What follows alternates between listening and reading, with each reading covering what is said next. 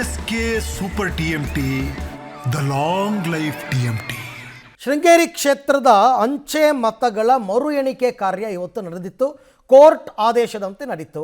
ಆದರೆ ಮರು ಮತ ಎಣಿಕೆಯಲ್ಲೂ ಕೂಡ ಕಾಂಗ್ರೆಸ್ನ ಹಾಲಿ ಶಾಸಕ ರಾಜೇಗೌಡಗೆ ಗೆಲುವಾಗಿದೆ.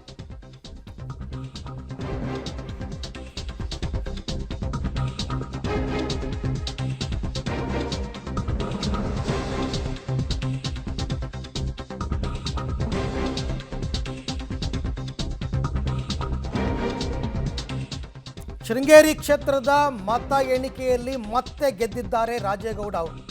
ಅಂದರೆ ಅಂಚೆ ಮತಗಳ ಮರು ಎಣಿಕೆ ಮಾತ್ರ ಆಗಿತ್ತು. ಕೋರ್ಟ್ ಆದೇಶದಂತೆ 201 ಮತಗಳಿಂದ ರಾಜೇಗೌಡ ಗೆದ್ದಿದ್ರು 2023ರಲ್ಲಿ. ಈಗ ಇನ್ನೂ 2 ಮತಗಳು ಜಾಸ್ತಿನೇ ಸಿಕ್ಕಿದೆ. ಹಾಗಾಗಿ ಮರು ಮತ ಎಣಿಕೆಯಲ್ಲೂ ಗೆದ್ದಿದ್ದಾರೆ ಕಾಂಗ್ರೆಸ್ ಅಭ್ಯರ್ಥಿ ಹಾಲಿ ಶಾಸಕ ರಾಜೇಗೌಡ. ಅಂಚೆ ಮತದಾನದ ಮರು ಎಣಿಕೆ ಇವತ್ತು ನಡೀತು ಶೃಂಗೇರಿ ಪಟ್ಟಣದಲ್ಲಿ. 2023ರ ಫಲಿತಾಂಶ 1,000 ಚಿಲ್ಲರೆ ಓಟುಗಳು ಅಂಚೆ ಮತಗಳು ಬಂದಿತ್ತು. ಅದರಲ್ಲಿ ಒಂದು 200-250 ಮತಗಳನ್ನು ಅಸಿಂಧುಗೊಳಿಸಲಾಗಿತ್ತು. ಸೊ ಆ 201 ಮತಗಳಿಂದ ಏನು ಸೋತಿದ್ರಲ್ಲ ಜೀವರಾಜ್, BJP ಅಭ್ಯರ್ಥಿ, ಅವರು ಕೋರ್ಟ್ ಮೊರೆ ಹೋಗಿದ್ದರು. ಅಂಚೆ ಮತಗಳ ಮರು ಎಣಿಕೆ ಮಾಡೋದಕ್ಕೆ ಆದೇಶ ಕೊಡಿ ಅಂತ.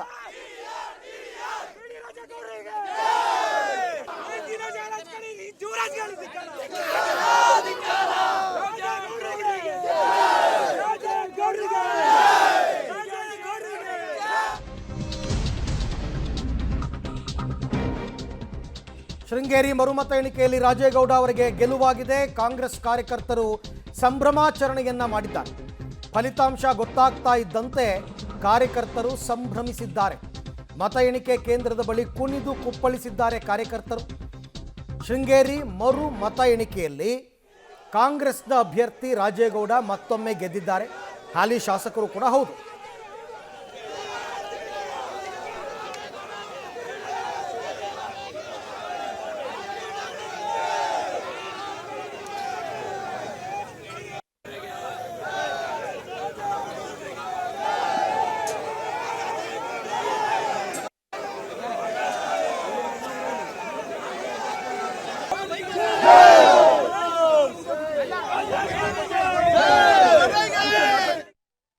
ಕ್ಷೇತ್ರದ ಮರು ಮತ ಎಣಿಕೆಯಲ್ಲಿ ಈಗಾಗಲೇ TD ರಾಜೇಗೌಡ ಅವರು ಗೆಲುವು ಸಾಧಿಸಿರುವಂಥದ್ದು. ಈ ಬಗ್ಗೆ ಮಾತನಾಡೋದಕ್ಕೆ ಅವ್ರು ನಮ್ಮ ಜೊತೆ ಇದ್ದಾರೆ. ಅವ್ರನ್ನೂ ಸಹ ಮಾತಾಡ್ಸೋಣ. ಸರ್ ನಮಸ್ತೆ. ಸರ್, ಈಗ ಫಸ್ಟ್ ರಿಯಾಕ್ಷನ್ ಸರ್, ಈಗ ಮತ್ತೊಮ್ಮೆ 2ನೇ ಸಲ ಗೆದ್ದಿದ್ದಾರೆ. ಒಂದೇ ಎಲೆಕ್ಷನಲ್ಲಿ ಎರಡನೇ ಸಲ ಗೆದ್ದಿದ್ದಾರೆ. ಏನು ಅಲ್ಲ, ಒಂದೇ ಎಲೆಕ್ಷನ್ 2 ಸರಿ ಗೆಲ್ಲಂಗೆ ಮಾಡಿದ್ದು ಅವರೇನೆ, ನಾವಲ್ಲ. ಅವರೇ ಚುನಾವಣೆ ಮತ ಎಣಿಕೆ ಒಳಗಡೆ ಅವರೇ ಇದ್ರು. ನಾನು ಆ್ಯಕ್ಚುಲಿ ಹೋಗಿರಲಿಲ್ಲ. ನಾನು ರಿಸಲ್ಟ್ ಡಿಕ್ಲೇರ್ ಆದಮೇಲೆ ಬಂದರು. ಅವ್ರಿಗೆ ಯಾಕೆ ಆ ರೀತಿ ಅನುಮಾನ ಬಂತು ಅಂತ ನನಗಂತೂ ಗೊತ್ತಿಲ್ಲ. ಅಂತೂ 3 ವರ್ಷ ಸತತ ವನವಾಸ ಮುಗಿಸಿ ಇವತ್ತು ಅಂತಿಮ ತೀರ್ಪು ಹೊರ ಬೀಳುತ್ತೆ ಇನ್ನು ಕೆಲವೇ ದಿನಗಳಲ್ಲಿ. ಆಮೇಲೆ ನಾವು ಕಾರ್ಯಕರ್ತರು, ಜನರು ಕ್ಷೇತ್ರದ ಬಗ್ಗೆ ಹೆಚ್ಚು ಗಮನ ಕೊಡ್ಲಿಕ್ಕೆ ಸಾಧ್ಯ ಆಗ್ತದೆ. ನಾನು ಮೊನ್ನೆ ಬಾಳೆಹೊನ್ನೂರಲ್ಲಿ ಕಣ್ಣೀರು ಹಾಕಿದ್ರ ಬಗ್ಗೆ ಭಾಳ ಒಂದು ರೀತಿ ವಿಭಿನ್ನ ಮಾತುಗಳು ಕೇಳಿ ಬರ್ತಾ ಇದೆ. ನನಗೆ ನೋವಾಗಿದ್ದು ಏನೂ ತಪ್ಪಿಲ್ದಲೆ ನಮ್ಮದು. ಅವರೇ ಕೌಂಟ್ ಒಳಗಡೆ ಅವರೇ ಪೂರ್ಣ ಮುಗಿಯೋ ತನಕ ಇದ್ದು ಅವ್ರು ಯಾಕೆ ಇದನ್ನು ಮರು ಮತ ಕೇಳಿದ್ರು ಅಂತ ಒಂದು ಗೊತ್ತಿಲ್ಲ. ಎರಡನೇದು, ಅದ್ರ ಜೊತೆ ಒಂದು 20-25 ಸುಳ್ಳು ಆರೋಪಗಳು ಮಾಡಿದರು. ಅದು ಸಾಬೀತಾಗಬೇಕು ಅಂಥೇಳಿ ನಾನು ಅನಿವಾರ್ಯವಾಗಿ ಸುಪ್ರೀಂ ಕೋರ್ಟ್ ಬಿಟ್ಟು ಹೇಳುವಂಥ ಒಂದು ಪರಿಸ್ಥಿತಿ ನಿರ್ಮಾಣ ಆಯಿತು. ಸುಪ್ರೀಂ ಕೋರ್ಟ್ ಮತ್ತು ಹೈಕೋರ್ಟಲ್ಲಿ ಅದನ್ನು ಸಪ್ರೇಟ್ ಹಿಯರ್ ಮಾಡಬೇಕು ಅಂತಾಗಿತ್ತು. ಸಪ್ರೇಟ್ ಹಿಯರ್ ಮಾಡಿದಂಥ ಸಂದರ್ಭದಲ್ಲಿ ಅವೆಲ್ಲರೂ ತಿರಸ್ಕಾರ ಆಗಿದೆ. ಅದು ಕೆಲವು ಚುನಾವಣೆ ಕೌಂಟಲ್ಲಿ ಕೆಲವು ಇದು ರೂಲ್ ಫಾಲೋ ಮಾಡಿಲ್ಲ ಅಂಥೇಳಿ ನ್ಯಾಯಾಧೀಶರು ಮರು ಎಣಿಕೆಗೆ ಆದೇಶ ಮಾಡಿದರು. ಆದೇಶ ಮಾಡಿದ್ದಿನಿಂದ ಇಲ್ಲಿವರೆಗೂ ನಾನು ಸ್ವಾಗತ ಮಾಡಿದ್ದೀನಿ.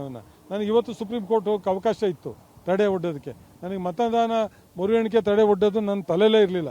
ನನ್ನ ಮೇಲೆ ಸುಳ್ಳು ಆರೋಪ ಏನು ಮಾಡಿದ್ರು ಅದು ನ್ಯಾಯಾಲಯದಿಂದ ನನಗೆ ನ್ಯಾಯ ಹೊರಗೆ ಬರಲಿ ಅನ್ನೋ ಒಂದು ಇದ್ರ ಮೇಲೆ ನಾನು ಪ್ರಯತ್ನ ಮಾಡಿದೆ. ಆ ನ್ಯಾಯಾಧೀಶರು ನನಗೆ ನ್ಯಾಯ ಕೊಟ್ಟಿದ್ದಾರೆ. ನಾನು ಇವತ್ತು ನ್ಯಾಯಾಲಯಕ್ಕೆ ಶಕ್ತಿ ಇದೆ ಅಂತೇಳಿ ನಾನು ಅಂದ್ಕೊಂಡಿದ್ದೇನೆ.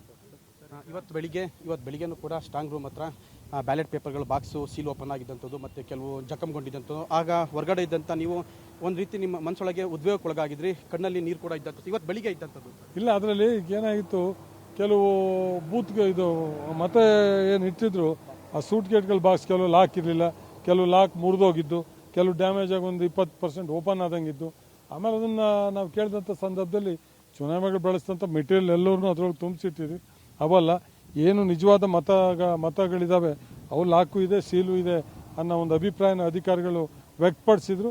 ಆದ್ರೂ ನಾವು ನ್ಯಾಯಾಲಯದ ಒಂದು ಪುನರ್ ಆದೇಶ ತಗೊಂಡು ಮತ್ತೆ ಇದನ್ನು ವರದಿ ಕೊಟ್ಟು ಪುನರ್ ಆದೇಶ ತಗೊಂಡು ಮಾಡಿ ಅನ್ನೋ ಒಂದು ಮನವಿಯನ್ನು ಮಾಡಿದ್ರು. ನಾವು ಲಿಖಿತವಾಗೂ ಕೊಟ್ಟಿದ್ದೇವೆ. ಆದರೆ ಕೋರ್ಟ್ ಆದೇಶ ಎಣಿಕೆ ಮಾಡಲೇಬೇಕು ಅನ್ನೋದು ಆದೇಶ ಇರೋದಂತ ನಾವು ಎಣಿಕೆ ಮಾಡಿ ನಾವು ನ್ಯಾಯಾಲಯಕ್ಕೆ ಸಬ್ಮಿಟ್ ಮಾಡ್ತೀವಿ ಅನ್ನೋ ಲೋಪ ಇದ್ದರೆ, ಮತ್ತು ನೀವೇನೇನು ಅಪ್ರಾನ್ಷನ್ ಹೇಳಿದ್ವಿ ಅದನ್ನೆಲ್ಲ ನ್ಯಾಯಾಲಯಕ್ಕೆ ಸಲ್ಲಿಸ್ತೇವೆ ಅನ್ನುವ ಮಾತನ್ನು ಅವ್ರು ಹೇಳಿದ್ರ ಮೇರೆಗೆ ಮತ ಎಣಿಕೆಗೆ ನಾವು ಅವಕಾಶ ಕೊಟ್ಟಿದ್ದೀವಿ. ಈಗ ಬೆಳಿಗ್ಗೆದೂ ಕಾರ್ಯಕರ್ತರು ಸಾಕಷ್ಟು ಬಿಸಿಲಿರುವಂಥದ್ದು, ಆ ಬಿಸಿಲು ಮಧ್ಯನೂ ಕೂಡ ಬೆಳಿಗ್ಗೆದೂ ಕಾರ್ಯಕರ್ತರು ಏನು ಮತ ಎಣಿಕೆಯ ಸುತ್ತಲೂ ಕೂಡ ಇರುವಂಥದ್ದು, ಈಗ ಪಟಾಕಿ ಸಿಡಿದು ರಸ್ತೆ ಮಧ್ಯೆನೇ ಕೂಗಾಡ್ತಿರುವಂಥದ್ದು. ಈ ಕಾರ್ಯಕರ್ತರು ನೋಡಿ ಇವತ್ತು ನೀವು 2ನೇ ಸಲ ಗೆದ್ದಂಥದ್ದು, ಮತ್ತು ಕಾರ್ಯಕರ್ತರನ್ನ ನೋಡಿ ಏನು ಅನಿಸುತ್ತೆ ಸರ್? ಈಗ ಇಲ್ಲ, ಕಾರ್ಯಕರ್ತರು ಅವರೇ ನಮ್ಮ ದೇವರು. ಅವರಿದ್ದರೆ ನಾವು MLA ಆಗೋದು, ಅಧಿಕಾರಕ್ಕೆ ಬರೋದು, ಸರ್ಕಾರ ಅಧಿಕಾರಕ್ಕೆ ಬರೋದು. ಯಾವುದೇ ಆಗಲಿ ಚುನಾಯಿತ ಸರ್ಕಾರ ಅಂತ ಹೇಳಿದರೆ ಅದೆಲ್ಲ ಈಗ ನಮ್ಮ ಪ್ರಯತ್ನ ಏನಲ್ಲ, ಅದು ಕಾರ್ಯಕರ್ತರು ಪ್ರತಿಯೊಬ್ಬ ಮತದಾರರ ಒಂದು ಪ್ರಯತ್ನ. ಕಾರ್ಯಕರ್ತರು ಕೂಡ ಪ್ರತಿಯೊಂದು ಮನೆಗೆ ಹೋಗಿ ನಾವು ಮಾಡಿರೋಂಥ ಒಳ್ಳೆ ಕೆಲಸ, ನಮ್ಮ ನಡವಳಿಕೆಗಳನ್ನ ಜನರ ಹತ್ರ ಹೇಳಿ ಮತ ಕೇಳಿರ್ತಾರೆ. ಅದಕ್ಕೆ ನಾವು ಪೂರ್ವಕವಾಗಿ ನಾವು ನಡ್ಕೊಳ್ಬೇಕು, ಅದಕ್ಕೆ ಪೂರ್ವವಾಗಿ ಕೆಲಸ ಮಾಡಬೇಕು. ಅದು ಕೆಲಸ ಮಾಡೋಕ್ಕೆ ನಮಗೆ ಅವಕಾಶ ಆಗ್ತಾ ಇರಲಿಲ್ಲ. ಹಾಗಾಗಿ ಇವತ್ತು ಏನು ಮರು ಎಣಿಕೆ ಮುಖಾಂತರ ಅದು ಸಿಗ್ತದೆ. ಇನ್ನು ಮುಂದೆ ನ್ಯಾಯಾಲಯ ಸುತ್ತೋದು, ವಕೀಲರ ಮನೆ ಬಾಗಿಲು ಸುತ್ತೋದು, ಕಾಯೋದು, ಅನೇಕ ಸಮಯ ಹಾಳು ಮಾಡೋದನ್ನು ಇವತ್ತು ನಾವು ಇವತ್ತು ಮುಕ್ತವಾಗಿ ಕಾರ್ಯಕರ್ತರ ಜೊತೆ ಹೋಗಿ ಸ್ಪಂದಿಸೋದಕ್ಕೆ ಇದು ನಾಂದಿ ಆಗ್ತದೆ ಅನ್ನೋ ಮಾತು. ರೈಟ್, ಈ ಎಲ್ಲ ವಿಚಾರಕ್ಕೆ ಸಂಬಂಧಪಟ್ಟಂತೆ ಮತ್ತಷ್ಟು ಮಾಹಿತಿ ನನ್ನ ಕೊಲೀಗ್ ನಾರಾಯಣಗೌಡ ಅವರಿಂದ ಪಡ್ಕೊಳ್ಳೋಣ. ನಾರಾಯಣಗೌಡ, ಈ ಅಂಚೆ ಮತಗಳ ಮರು ಎಣಿಕೆ ಪ್ರಕ್ರಿಯೆಗಳು ಇವತ್ತು ಬೆಳಗ್ಗೆಯಿಂದ ಹೇಗೆ ಸಾಕ್ತು? ಆಮೇಲೆ ರಿಸಲ್ಟನ್ನು ಅಲ್ಲೇ ಅಧಿಕೃತವಾಗಿ ಅನೌನ್ಸ್ ಮಾಡಿದ್ರಾ ಅಥವಾ ಅದನ್ನು ಕೋರ್ಟ್ಗೆ ಸಬ್ಮಿಟ್ ಮಾಡಬೇಕಾಗುತ್ತಾ ಅಂತ?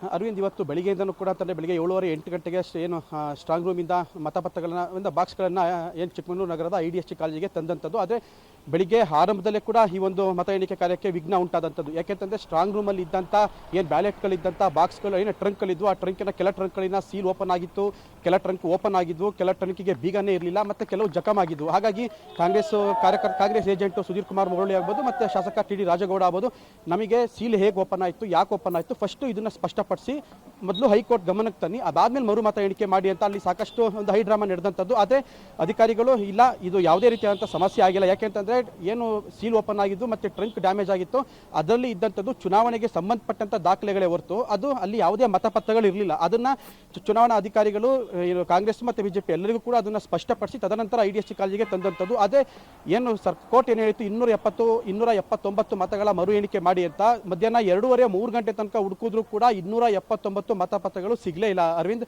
ಕೇವಲ 267 ಸಿಕ್ತಂಥದ್ದು. ಹಾಗಾಗಿ ಏನು ಶೃಂಗೇರಿ ವಿಧಾನಸಭಾ ಕ್ಷೇತ್ರಕ್ಕೆ ಒಳಪಟ್ಟಂಥ ಅಷ್ಟು ಬಾಕ್ಸ್ಗಳಂದರೆ ಸುಮಾರು 20ಕ್ಕೂ ಹೆಚ್ಚು ಟ್ರಂಕ್ಗಳನ್ನು ತಂದಿದ್ರು. ಆ 20ಕ್ಕೂ ಹೆಚ್ಚು ಟ್ರಂಕ್ಗಳನ್ನು ಸಂಪೂರ್ಣವಾಗಿ ಹುಡುಕಿ ಕೊನೆಗೆ 279 ಮತಗಳು ಸಿಕ್ಕಂಥದ್ದು. ಅದಾದ ಬಳಿಕ ಈಗಾಗಲೇ ಕೌಂಟಿಂಗ್ ನಡೆದಿರುವಂಥದ್ದು.